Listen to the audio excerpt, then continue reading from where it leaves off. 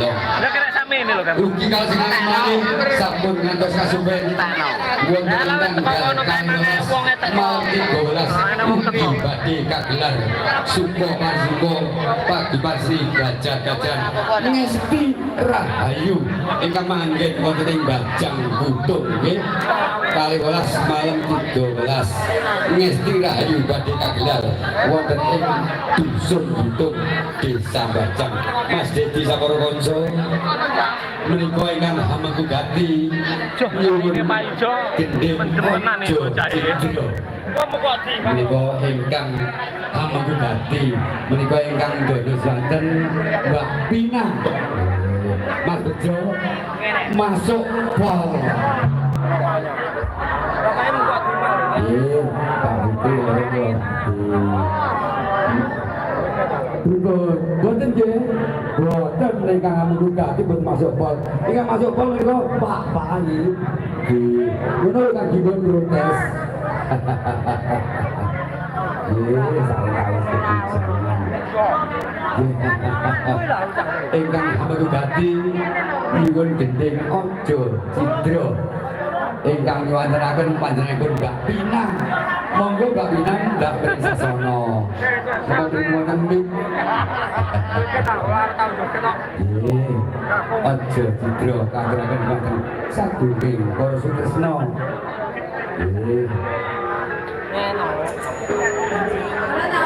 nggih mangke sabibaripun ojo cidra Mbak Fitri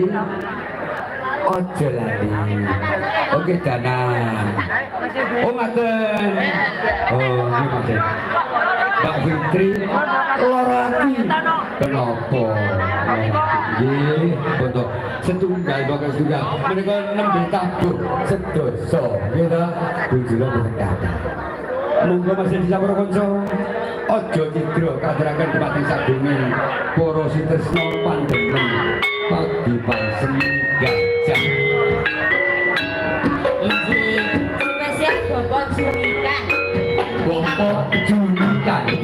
ini kunjungan menika ingkang hamengkugati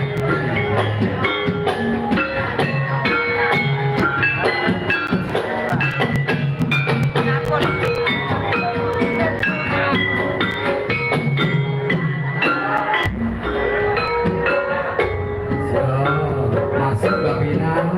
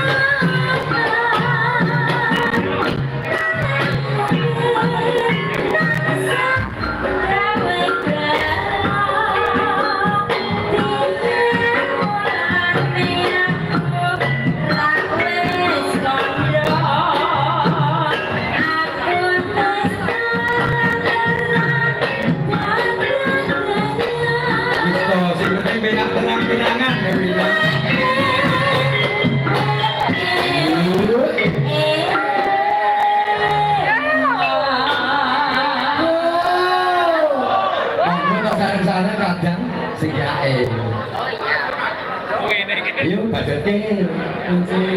niki mengke nek